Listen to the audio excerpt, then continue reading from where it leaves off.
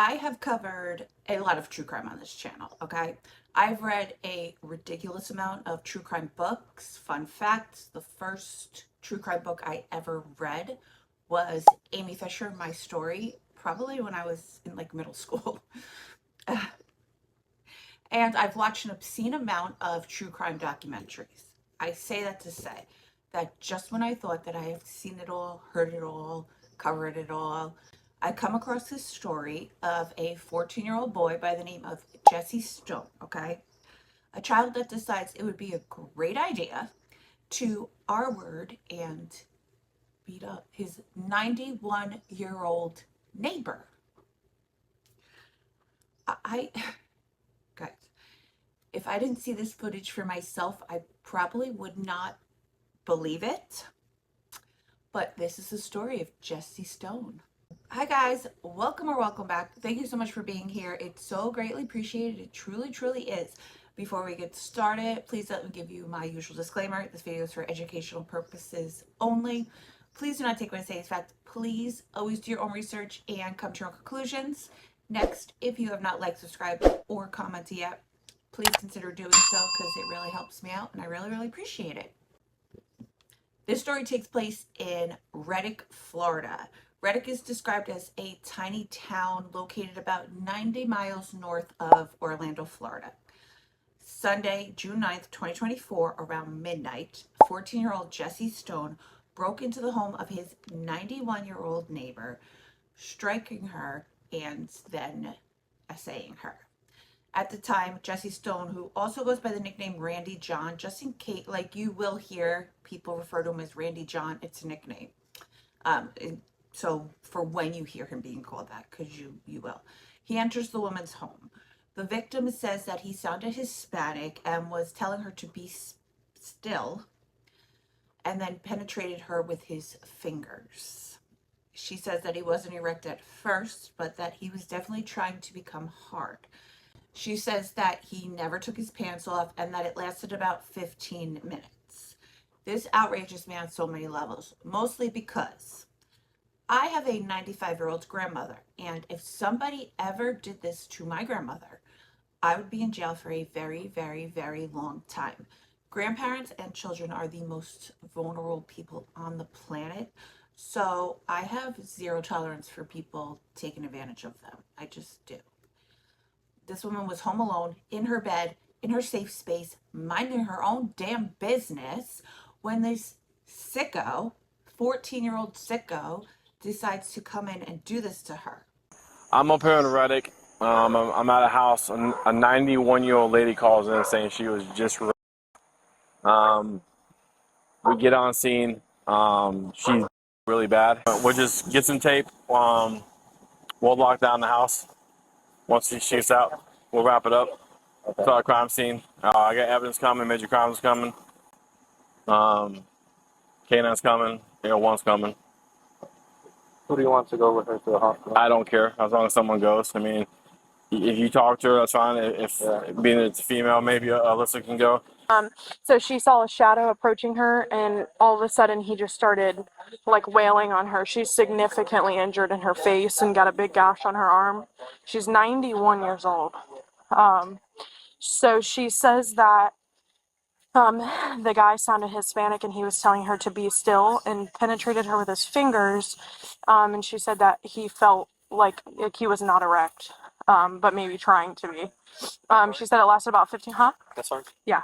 Yeah, she says he never took off his pants. She said he never took off his pants and it lasted about 15-20 minutes, and he left about 5 to 10 minutes prior to us going there. So. I'm sorry, I didn't know evidence was coming out. I gave Christian the dress and the underpants in 2 separate bags. That's fine. There's no anywhere, like when you walk around the house, no evidence of like her falling or anything. So everything she's saying is adding up. Everything is on her bed. Blood everywhere on her bed. The neighbor said that only Hispanics that she knows is right across this. According to court documents, the woman says the defendant pounced on top of her and she began to fight him by trying to push him off. Then he struck her in the face with his fists. She told him to go and leave her alone. She later recalled that at some point during the attack, she repeatedly prayed, "Dear God, please help me." That's when Jessie Stone told her to shut up, shut up. She mimicked the sound of the defendant's voice by producing a clipped accent voice. She described his voice as normal, sounding medium-pitched male voice in what she guessed to be a Mexican or Hispanic accent. She explained that he didn't say anything to her during the attack. She described the defendant as a medium-sized male who was approximately in his late teens or early 20s. Here's the other fucked up thing about this case. This woman did know her attacker. Okay, Jessie Stone had been to her house before. He had helped her with things in and around the home, and then he goes and he does this to her. When police asked if there was any reason that his DNA would be found there, he says yes, because the last time he was over there, he gave her a hug goodbye. Let that sink in for a minute, okay? Along with that, this is a 14-year-old. When I was 14, I'm pretty sure I was still playing with Barbie dolls. Like, this shit would have never, ever, ever crossed my mind. Never, not once. No. She also tells police that she was turned over, her underwear was ripped off, she was essayed, and then it stopped and the person left. Hey, did you see anybody run through here or anything? Not to my yard, but then again, I went in the house at 9:30 to eat dinner. Okay. And came back out with my son and said he saw all the cars coming up here. Okay. So I was sitting there for a minute. Your son live here too? Huh? Your son live here too? Yeah, my son lives here. My Okay. daughter and son-in-law are down here from West Virginia on vacation. Okay. There was a car earlier that came up there, like, well, it's still daylight out there, but I think that was one of her friends. Okay. I think it looked familiar, like I've seen the car before. Okay. But nobody's been in my yard because I got dogs out and stuff. Right. Okay. She okay? I hope. I mean, I've known this lady since I was 10 years old. Okay. I mean, it appears somebody was over there messing with the house. So. That lady's daughters wanted her to move so many times out of here too. She kept saying no, no, no. When police were combing the area, they came across Jessie Stone and noticed a red stain on his clothes. This is significant because there was a lot of blood on the victim's bed. They asked him if they could take a sample of that and a sample of his DNA, to which his grandmother agreed. Poor grandma's probably thinking, yeah, of course, just like my grandson wouldn't do some shit like this. So yeah, take what you want so we can, get rid of you. June 17th, 2024, after a DNA match, Jessie Stone is brought into custody. Man, you doing all right? You need anything?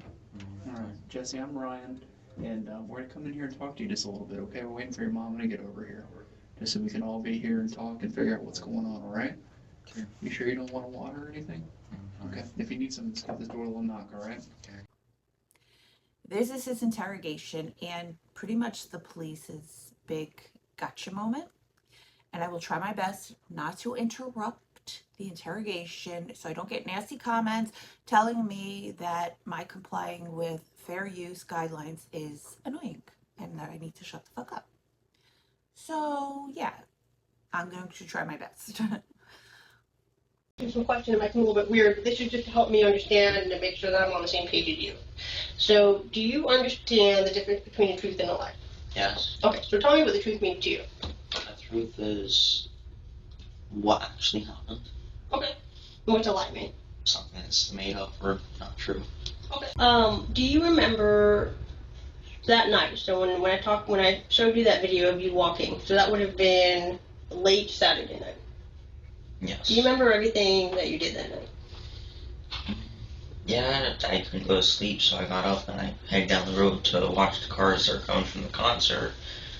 I've watched the cars for modified vehicles for a while, and then I went walking across the street for, I'm guessing, an hour. And then, do you remember the last time, like, my understanding when we spoke the first time, and correct me if I got this wrong, that you, when you were younger, you used to go over and talk with her quite a bit. I'd go over, talk, help her. So she's never asked for your help to do those types of, like, household chores, so, like, laundry or whatever? Okay. No, I've helped with the laundry machine, but not to do laundry. Not like, you've never done her laundry for her, or bed sheets or anything like that? No. You've never, like, taken a nap or slept in any of their bedrooms or anything like that? No. Okay. Do you remember if you've ever been in any of those bedrooms? No. No. No. I've never been in any room other than the living room, kitchen, the bathroom. Okay. Well, Randy Dunn, I think you probably know that I wouldn't ask that question unless I had a reason to. Okay. So, I'm just going to be honest with you because, I mean, I feel like you've been mostly honest with me. And I know your mom's been honest with me. Is it okay if I call you his mom? Yeah. Brownie? Okay, I don't mean to. It's okay, yeah. But when I came over to you on, Yeah. I think that was Sunday, and I was asking you about your clothes and the video and stuff, and I explained that I wanted to get your DNA because I knew that you had been over there before because you mentioned, like you told us today, that you had talked with her. So I knew that at the very least there would be evidence of you being in the porch. Yeah. Right? So I went and met with your mom, and you guys signed a consent form, and we got your DNA. Uh-huh. Okay. So we sent your DNA and the sex kit up to the Florida Department of Law Enforcement, who does the testing for stuff like that. Okay. A got you moment that will eventually lead to a horrifying confession. Okay, is there any reason at all that your DNA would be on her clothes? Yeah, we hugged. When I said goodbye to her, we hugged. Like a slight hug. Okay. That's. Let me be a little bit more specific. Your DNA was on her underwear. What? And so I want you to really use this time here to be honest with me about what happened that night. Because I think that we know what happened, and I think that your mom knows what happened because she also wrote down a list of times that you went in and out of the house that night. To include the time that the call came in.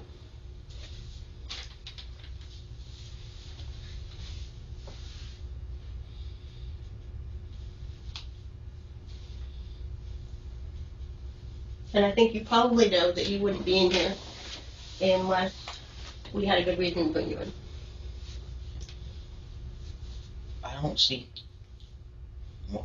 It's not about C, Randy John. It's truth. Yeah, truth. It's impossible for my DNA to be on her underwear. That's what we like to think too, brother, but that stuff doesn't lie, that stuff doesn't get made up. Sometimes the truth can be hard. You seem like a really good guy, man. You seem like you got a good head on your shoulders, you make connections with people that need help, you go out there and you help other people. And there's people out there sometimes that make mistakes. I'm gonna come over here and I can only make That doesn't make you a bad person for making a mistake. But we just need to understand, like, who is Randy John, man? I don't. And we don't think that was the intention. But we need to understand what happened, man. Randy, I want to be real clear with you. We know what happened. What I want to hear from your own words, everything that went on that night. God. Holy cow. I want to know why this happened. Randy, help us understand, man.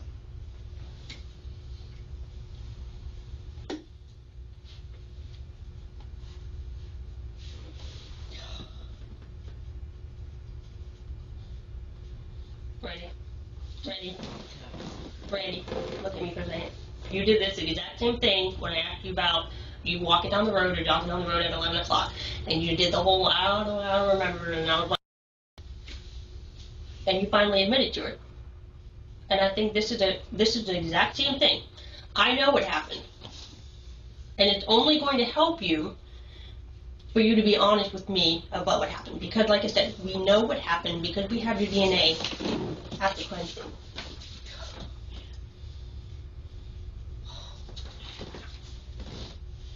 Like you said, it's not like we're talking about a sweater that it was found on. It's in this elderly woman's underwear.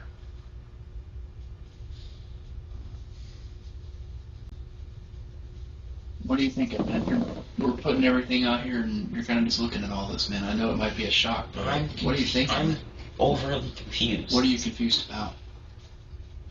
I wasn't even near her house. I was across the street.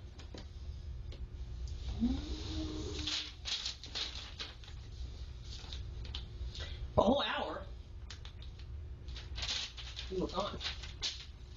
Yeah. I said I was gone. I have a couple minutes to talk with your son. Randy, I want you to think real long and hard about everything that happened. And I want to do this, listen, more than I want to have the truth from you about what happened, because I know that you know what happened, I want to do this for her. If she is as an amazing of a person as you say she is, and I believe you because I've talked with her, getting all of this out in the open for her is what matters.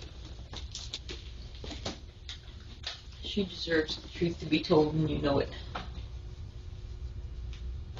Personally, I can't believe that this is a horrible thing with you, John. That's a horrible thing. I don't even have the ability to do that. Well, it's hard for me to believe too. It's really hard for me to believe too that you would do a thing like this. I didn't. But how many times have you been caught in lies? I know. And this is the whole reason why you're on restriction. It's because you're not telling the truth about things. If this woman deserves to have the truth, she deserves it, and you know that. What?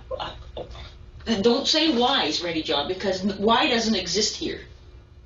I wasn't at her house. Ready John, it's across the street. Look at her. Look at her. I've never seen you hurt anybody, but I don't like her. What the hell are you doing outside at that time of night? It doesn't make any sense. You understand? Ready John, it doesn't make any sense. There's a million different things you can do. Being outside where you don't belong, and you know you don't belong out there. I'm sorry, but I'm an outdoorsy person. You're not an outdoorsy person. You're a sit in front of the TV kind of guy. I don't have TV. I'm outside. Well, I don't know. I hope and pray you did not do this to this woman. I hope and pray. I hope and pray you did not do this. Because this is horrific. This is a human being. And she deserves justice. She does. If this would have happened to your sister, what would you do?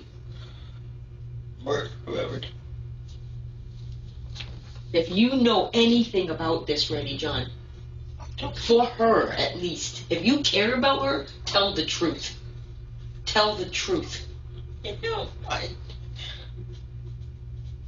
We've been down that road before where you've been lying about something and you swear up and Randy John, you've lied about stuff before.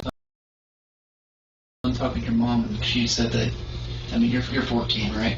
I think every 14-year-old's had some thoughts about what a woman's like and things like that, and I heard that you've been kind of exploring some nudity and pornography.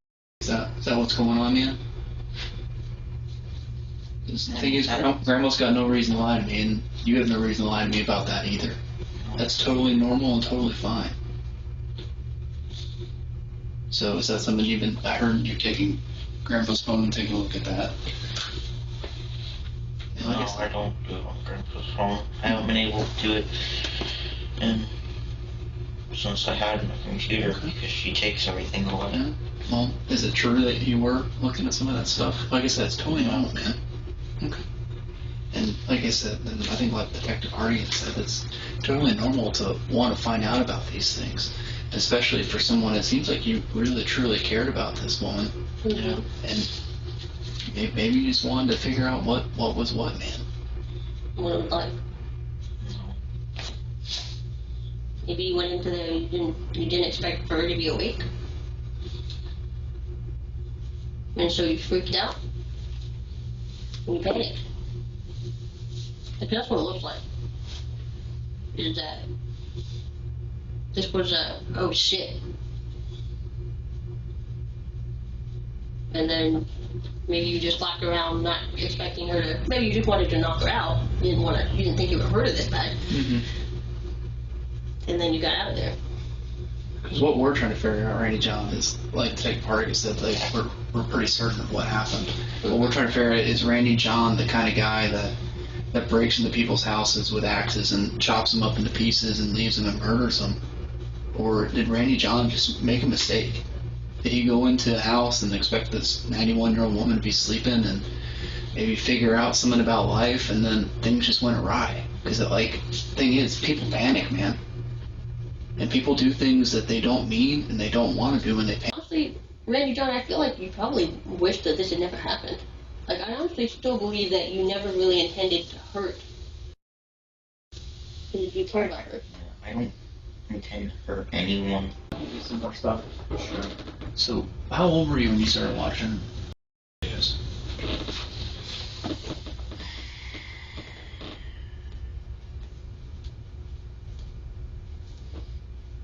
My friend showed them to me when I was 10.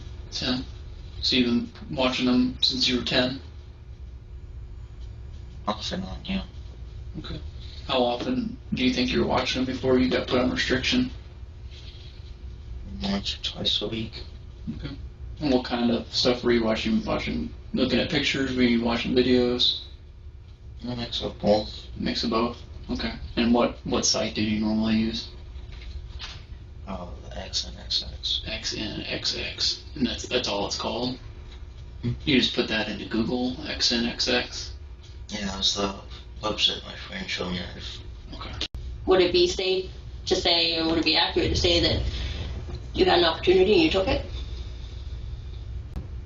Yeah. Let's imagine that this is the pillow. Show me what you would do. Like if she was kind of in front of you, show me what you would do.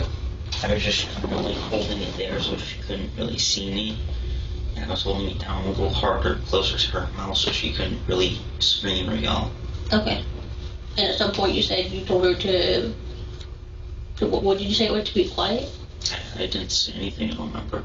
Okay, I thought you said that you told her to be quiet. Why did you put the pillow over her mouth? Because I didn't want her to scream. I was just shaking. Was she screaming? She's trying to say something. Okay. What were you watching on the iPad? You said something very specific that you were watching videos. Tell me about that. Just YouTube videos. You sure about that? 'Cause what I find hard to believe is that you can tell me what kind of videos you were watching. They were YouTube videos, but you can't tell me what happened after you put the pillow over her mouth. I think you were watching something else on that iPad. I need you to be honest with me, Randy.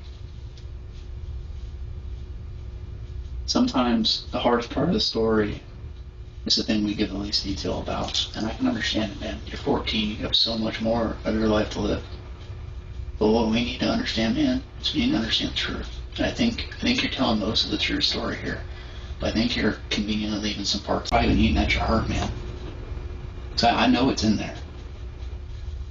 I need you to take this off your heart, man. So I don't buy the whole I don't remember. Because I know you remember. I don't think you're some cold-hearted killer that doesn't remember. Because we deal with those kinds of people too, man. But I don't think Randy John's that guy. So, tell us what happened. What's the first thing that happened when you got into the room? When I first got into the room, she was turned on her side. She turned on her side, is that what you said? No, she was turned on. She was on her side. Okay. And then what? And just kind of stepped forward to make sure she was still asleep. Mm-hmm.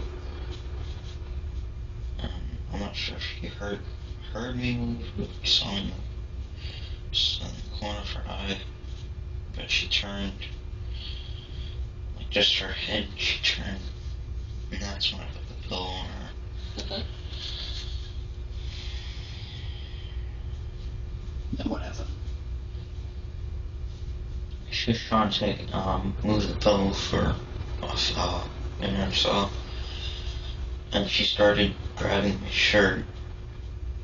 That's when I let one of my hands off the pillow to trying to get her hand off my shirt, and she was able to move the pillow. So I put both my hands on her face, one on her eyes and one over her mouth.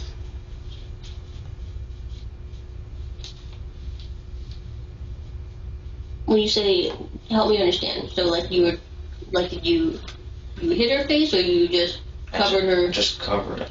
Okay. Then what happened, man? She started to try and get the rest of her body off the. She grabbed hold of one of my arms.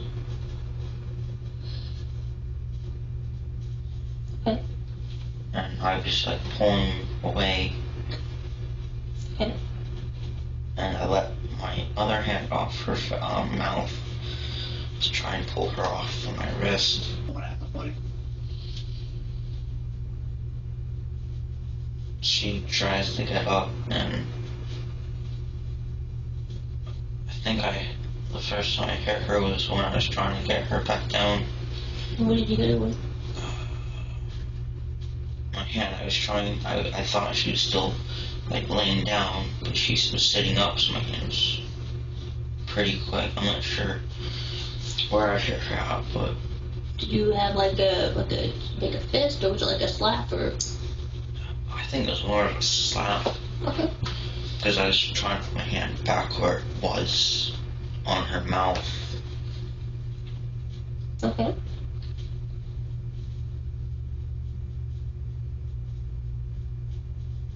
You said that was the first time that you hit her? What about the next time? It was the first time. I started trying to find something I could use to wrap her arms up. Did you find anything? I was trying to get the blankets I could, but she kept moving her arms around. I couldn't quite get them where I could wrap them with the blanket. And then what happened?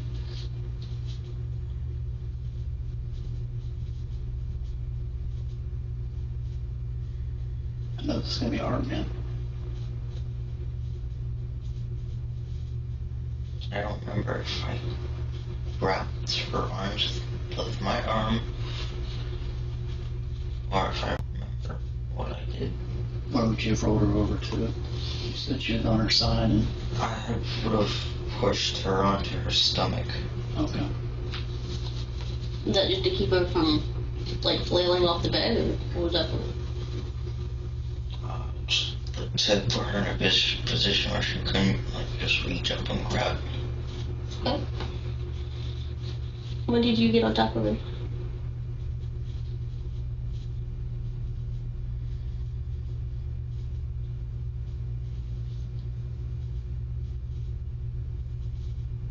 She was moving her legs around a lot.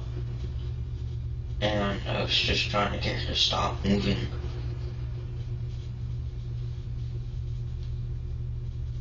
Okay. Is that why you got on top of her? I believe so. You believe so or you know so? That's what I'm trying to understand, man. I don't remember everything. I know you remember, Randy. Don't. When we've already gone through that, I know you remember. Is this something you're not going to forget? I know you remember.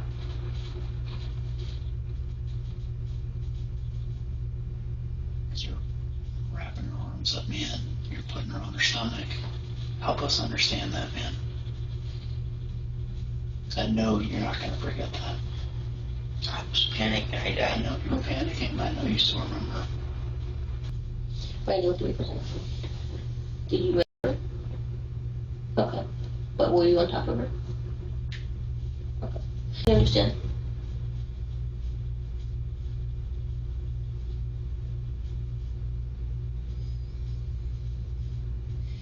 How did it end up on the floor? Went to pick her up to move her farther onto the bed.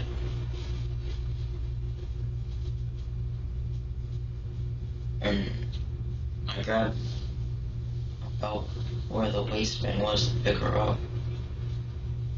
she like twisted or something,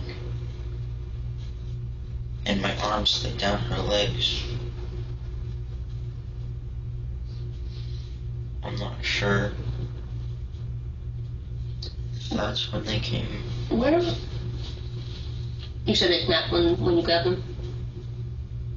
You said they, what did, I didn't hear what you just said. I wrapped my arm like around her waist, Mm-hmm. and then she like twisted, Okay.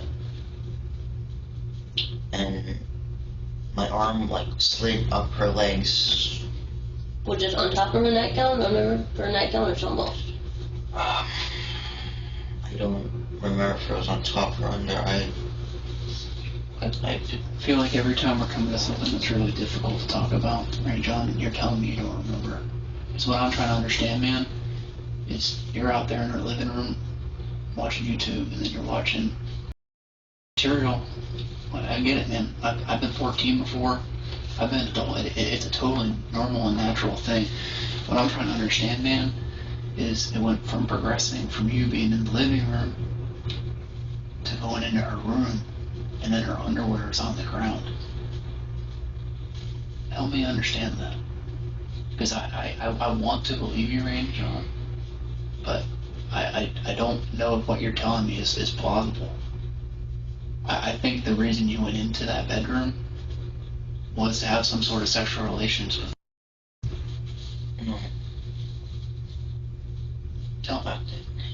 I went in there to make sure she was still asleep. For what reason? Because before you made sure she was still asleep and you just left.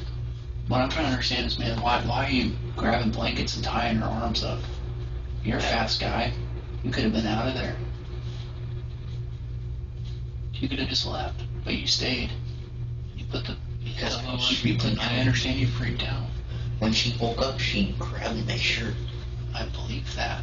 100% believe that. What I'm trying to understand is how a 14-year-old young man goes from watching material in the living room and probably was aroused by that, and that's fine, totally natural, to going into this old woman's bedroom and then progressing to tying her up and putting her arms behind her back. I don't think that's how you planned on it going down.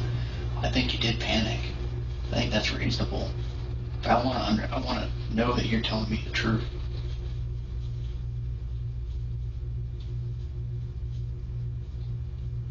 We deal with this kind of stuff every day, man. Like I said, this doesn't make you a bad person. But I want to understand the truth, man. And Randy, you also need to remember, we've already talked with. She remembers everything that happened. And we generally don't ask questions that we don't have the answer to, right, John? And I think you're being mostly honest with me, except for the parts that you just don't want to relive, man. And I don't want you to relive them either.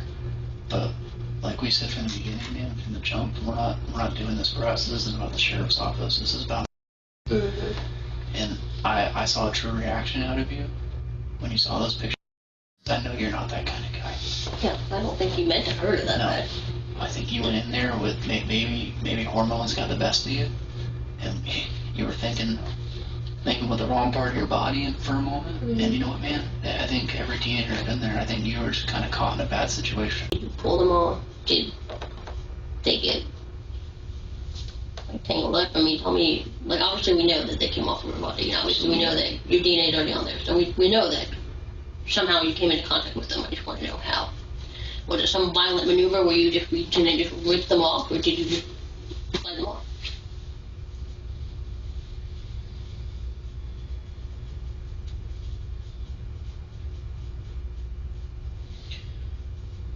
She was on her stomach. I'm sorry, I couldn't hear you with your mouth. When she was on her stomach, she was like trying to get onto her knees to get up. Mm-hmm. And I was trying to find a way to get her completely lying down. And I was trying to lift her up to get her legs from under her. I lifted her by her underwear. Okay. And then I was trying to like get her legs swung to her, and then I ended up pulling them off of her. So that if I went, then no one would know about it. She said, I'm sorry, she said if you what? If you stop now, then no one would know or something like that. She said that. I didn't say anything, I just let go of her. Okay. I grabbed her pillow and I put it on her head so that if she turned it, she wouldn't see me. Okay, and then what happened?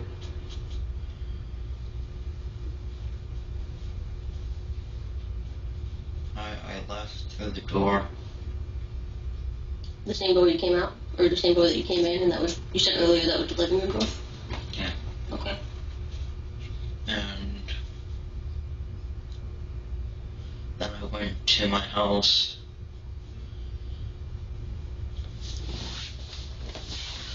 When I went to open our screen door, I noticed that there was blood on my hand here. So I went over to our hose and I washed it off. Okay. And my shoes got wet, so I took them off. Hey, John, I feel like you probably wish that this had never happened. Like, I honestly still believe that you never really intended to hurt. Because you care about her. Yeah, I don't intend to hurt anyone. But, one thing I'm still a little bit kind of unclear about it. What was the original reason that you went to, like, why did you go into her house that night? What were you doing?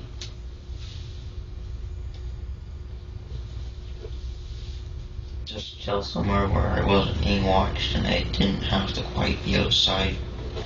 Okay, so were you planning to use her iPad? 20, no, just something that came to mind when I was there. So, Kind of an opportunity deal. Yeah. okay. And that's when you were watching the TV and stuff? Okay. How many times have you gone in a house like this? Kind of in the middle of the night? That was the first time. Mm. Every other time that I've been walking outside, for the most part, just chilling outside, either in the backyard or across the street. Yeah. Have you tried her doors before? No, but Because it's kind of odd that the first time you got in was the night she left the door open. Explain that to me.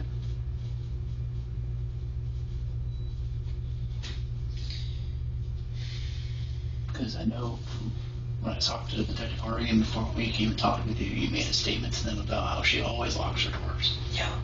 So help me understand that, Randy John. One night she leaves the door unlocked. You make it inside. I went over there the first time, and then I decided to see if the door was open. But I didn't go to that door first. I went to her sliding doors on the other side of the house. Right. The porch door? No, yeah, next to the kitchen counter, next to the table. It's like, Oh, I see what you mean. yeah, it's like blinds there. Yeah. I tried those doors first, and they were locked. Mm-hmm. Yeah. And then I went to the kitchen window and I tried to see if that would open. And it didn't open. Jesse Stone was charged with 1 count of SA by someone under 18 years of age towards a victim over the age of 12 and burglary of a dwelling with battery. Then in January, 15-year-old Jesse Stone was sentenced to 25 years in prison. 14 years old when this event happened. He had absolutely no prior criminal history on his score sheet whatsoever.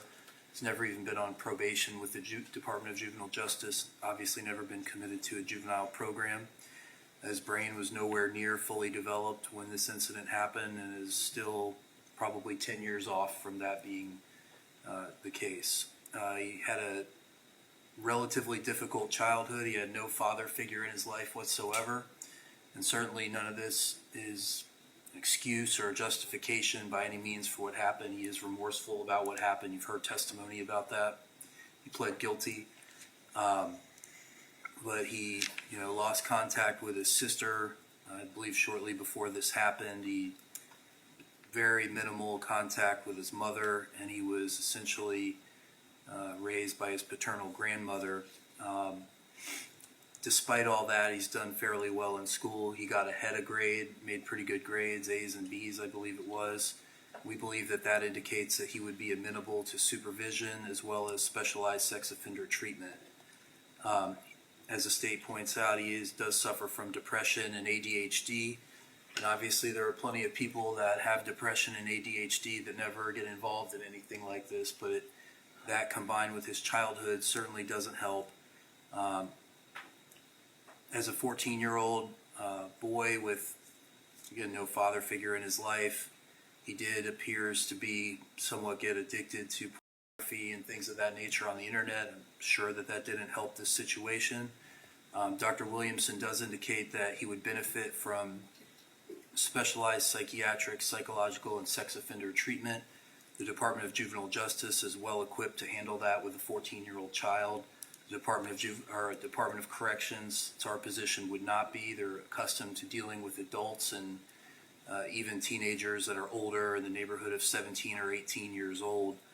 Mr. Stone would be in a better environment if he were around kids his age and not institutionalized with people in prison, other adult sex offenders in prison, and things of that nature. None of that is going to benefit him in growing up and growing out of this and being rehabilitated. Certainly there has to be some punishment involved, and we acknowledge that, but there does need to be, we believe, some element of rehabilitation that he's not going to get in the state prison system as a 14-year-old sex offender. Your Honor has probably the widest range of sentencing options that I've ever seen before. You could sentence him to juvenile sanctions. You could put him in a high-risk program and retain jurisdiction through his 21st birthday. The court, that's what we would ask the court to do. If the court does not believe that's appropriate, Mr. Stone would qualify as a youthful offender based on these charges. If the court is inclined to send him to prison, we would ask that it be as a youthful offender with a portion in prison followed by a portion on sex offender probation so that he can get the treatment that he needs in an outpatient type setting. He scores, I believe, around 135 months. If the court is not inclined to give him juvenile sanctions or a youthful offender sentence, we believe that that would be a rather substantial punishment, almost as many months as he was alive at the time of this incident, to be followed by probation. Your Honor, sentencing him to 30 years or 40 years or 50 years in prison for his first ever arrest. We agree that there does need to be some punishment here, but he's 14 years old and has never been arrested before, so we just ask the court to have mercy on him. All right, thank you. I do not think juvenile sanctions or youthful offender sanctions are appropriate under these circumstances. His actions are egregious, and the victim in this case is lucky to be alive under these circumstances. State, did you want, I am going to sentence him to prison, followed by a lengthy term of sex offender probation. I don't know if you want to be heard as far as conditions now or after I impose the DOC sentence. I believe the standard sex offender conditions would be sufficient. That would include treatment and as well as no contact or internet use without the risk assessment. So I believe that would encompass everything that's needed. Okay. So once I announce my sentence, if there's something additional either side thinks that I should address, I'll be glad to do that. All right, Mr. Stone, this is unfortunate for you, for the victim, for both of your families. I'm going to start with count 2. It's a burglary of a dwelling with a battery, which is punishable by up to life in prison. You're adjudicated guilty and sentenced to 25 years in the Department of Corrections. That's going to be followed by 30 years of sex offender probation. You're going to have to follow the sex offender probation conditions set forth in 948.30, which includes sex offender treatment, a variety of other things, including polygraphs, no use of the internet without a risk assessment, no contact with children under the age of 18. I don't know that that's going to be applicable in this case, but I assume all those are still going to apply. You cannot have any contact with the victim in this case, which means that no phone contact, third-party contact, no contact in any manner whatsoever, no electronic contact, no writing. You can't go within 500 feet of where she is, and you can't go within 100 feet of a vehicle that she's in, and that will be during the entirety of your DOC sentence and the probation. You're going to have to register it as a sex offender, right? Not sex predator? I believe it's sex offender due to the nature of count one. Okay. You are going to have to register as a sex offender pursuant to 943.0435. Let me address count one now before I continue, because the conditions are going to be the same. On count one, which is a sexual battery, you are adjudicated guilty.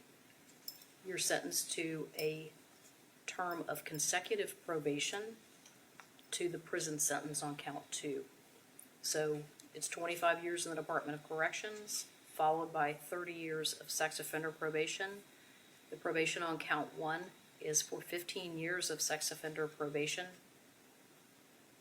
concurrent with the 30-year sex offender probation sentence on count two, which includes all the conditions of sex offender probation outlined in 948.30, including the no contact provision that I just announced, will be applicable to both counts. Additionally, you do have to register as a sexual offender pursuant to 943.0435 for both counts. Additionally, you must complete a mental health evaluation. You must make arrangements to have the mental health evaluation within 60 days of your release from the Department of Corrections.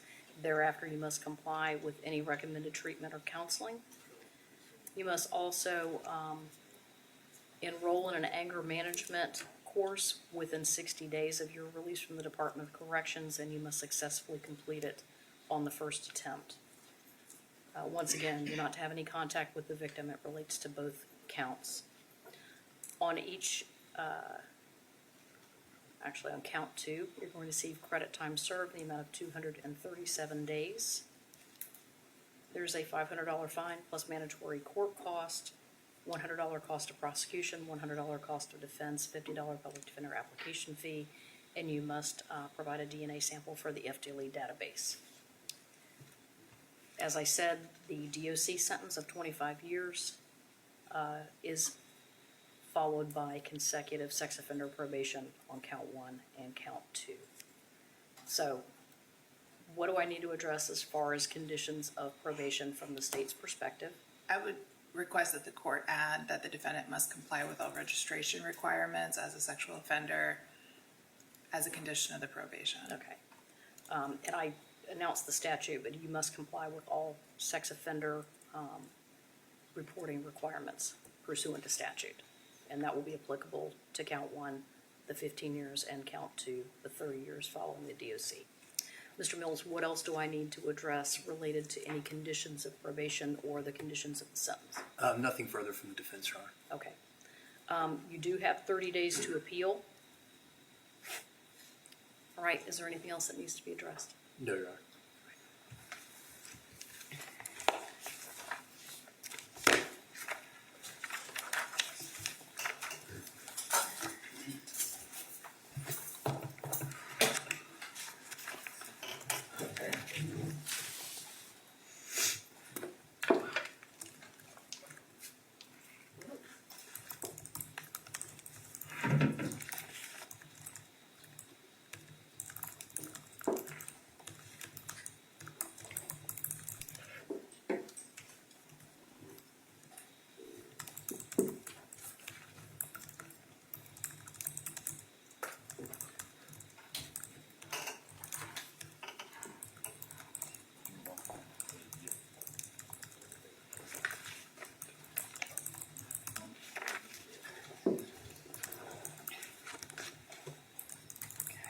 Mr. Mills, did you want the evaluation of Dr. Williamson in the court file? Yes, please, Your Honor. Because I wasn't sure if it had been filed yet. Right, thank you. That All would right. be perfect.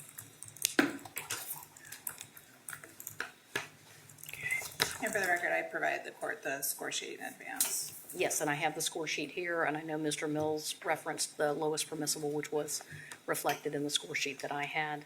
You're more than welcome to review it, Mr. Mills, if you want to. No, thank you, Your Honor. See it? We didn't have an objection to it. Okay. Okay. Thank you, Your Honor. May I be excused? Yes, ma'am.